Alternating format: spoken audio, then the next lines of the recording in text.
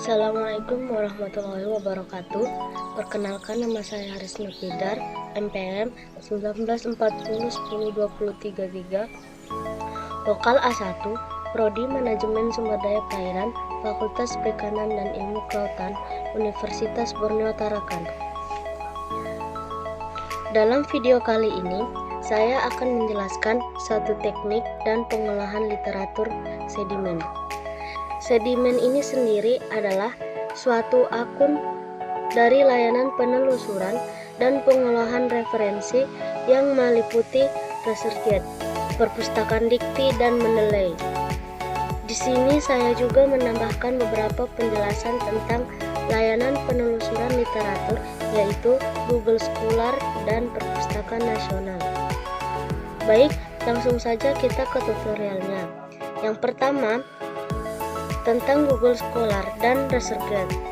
Sistem G yang paling familiar saat ini adalah Google. Nah, apa perbedaan Google dan Google Scholar? Google adalah mesin pencari yang menampilkan semua hal di internet yang berkaitan dengan kata kunci yang diinput oleh user. Sedangkan Google Scholar hanya akan menampilkan hal yang berhubungan dengan materi ilmiah. Baik, langsung saja saya melakukan bagaimana cara mencari literatur melalui layanan Google Scholar. Nah, pada tampilan browser kita cukup mengetikkan Google Scholar.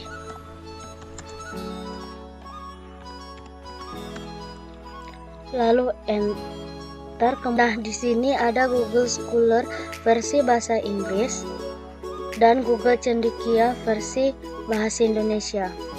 Namun pada hakikatnya sama saja. Nah, kita akan menggunakan versi bahasa Inggrisnya. Nah, pada tampilan awal ini hampir sama dengan Google. Kita tinggal mengetikkan kata kunci yang menjadi interest kita dalam pencarian literatur. Misalnya kita meneliti ke arah luar mediasi, maka saya akan menggunakan kata kunci luar mediasi.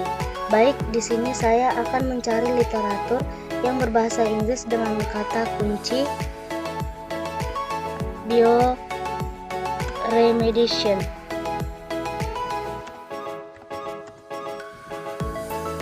Lalu enter. Nah, pada tampilan awal Google Scholar akan ditampilkan literatur berdasarkan jumlah citasinya. Di sini bisa kita lihat jumlah citasi terbanyak tentang bioremediation on overview sebanyak 1640 kali. Kemudian disusul buku bioremediation engineering yang dirujuk sebanyak 762 kali. Lalu ada buku bioremediation principle yang dirujuk sebanyak 375 kali. Jika kita melihat bahwa literatur yang ditampilkan ini sudah cukup lama. Ini terbitnya pada tahun 2001. Kemudian ini tahun terbitnya pada tahun 1995. Kemudian ini terbit pada tahun 1998. Nah, jika kita ingin menyingkat, misalnya kita menginginkan suatu literatur yang kekinian atau kita ingin literatur 5 tahun terakhir, nah itu kita tinggal ke bagian penyaringan waktu yang di sebelah kiri. Misalkan kita hanya ingin menampilkan literatur yang terbit pada tahun 2020, maka kita tinggal klik sejak 2020.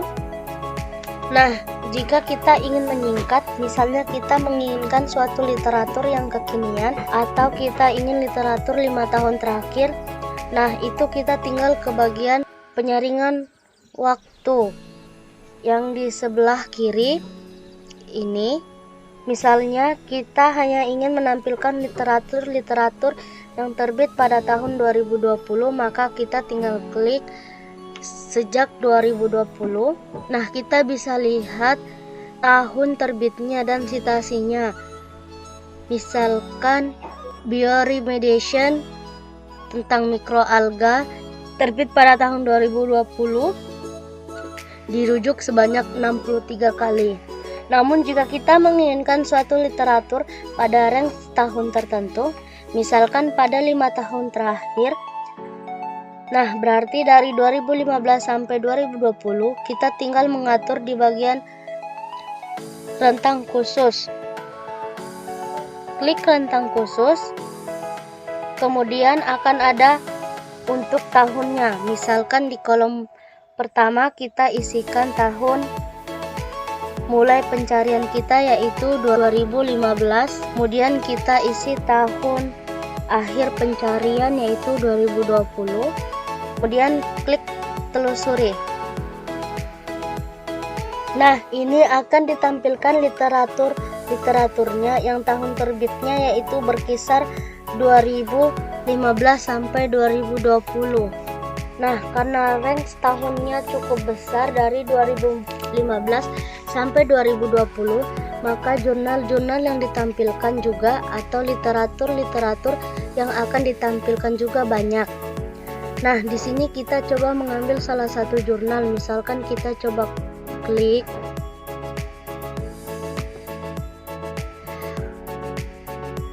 Kemudian kita buka. Nah, ternyata yang pertama ini bisa di-download langsung atau jurnal ini termasuk jurnal free access. Kali ini saya akan membuka jurnal tentang bioremediation berbasis enzim.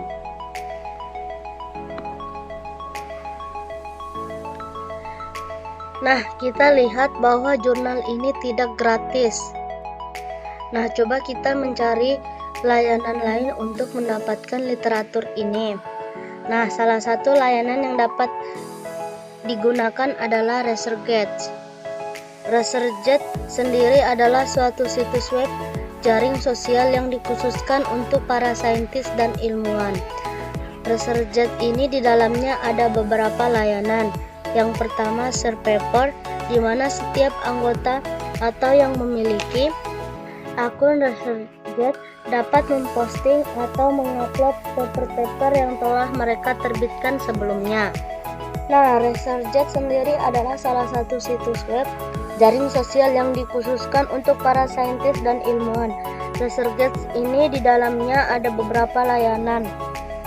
Yang pertama, share paper, di mana setiap anggota atau yang memiliki akun ResearchGate dapat memposting atau mengupload paper-paper yang telah mereka terbitkan sebelumnya. Kemudian ada social networking, jadi bisa mencari link kerjasama dengan anggota-anggota lainnya, atau dari tingkat riset yang sama, bisa dari kerjasama. Kemudian find collaborators, yaitu untuk berkolaborasi dalam hal riset.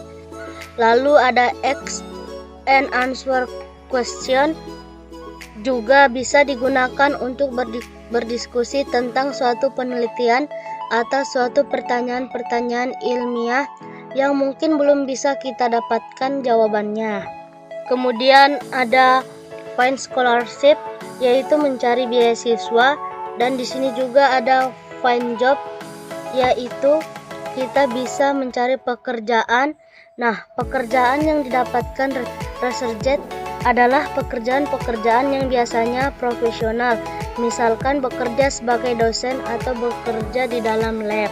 Nah, langsung saja kita buat demonstrasi bagaimana cara menggunakan ResearchGate. Nah, pada tampilan browser ini kita dapat mengetikkan kata ResearchGate,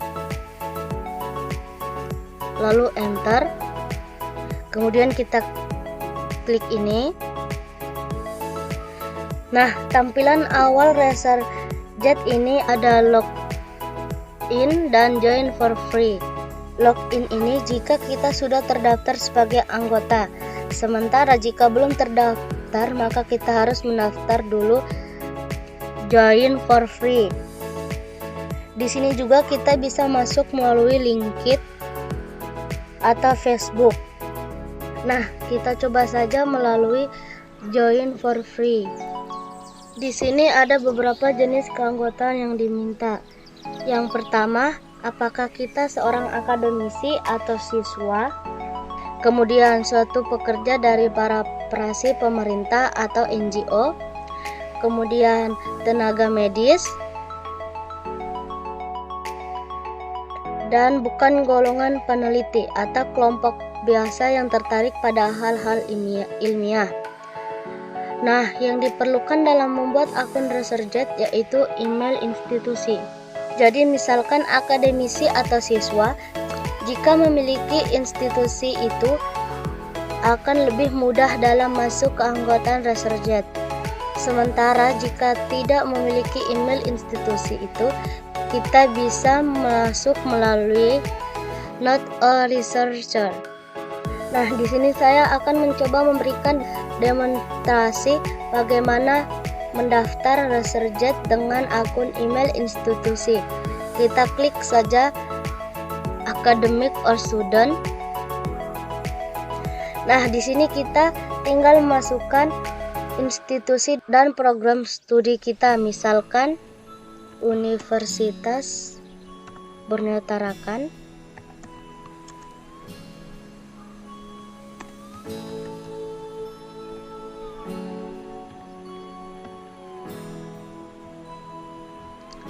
Kemudian departemennya itu aquaculture.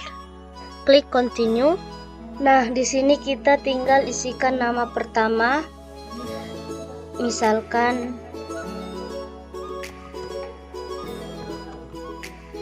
kemudian nama terakhir, dan via email institusi.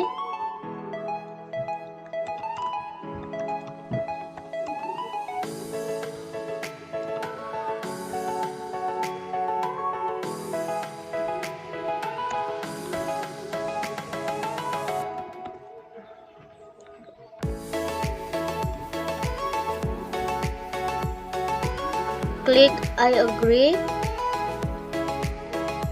klik continue.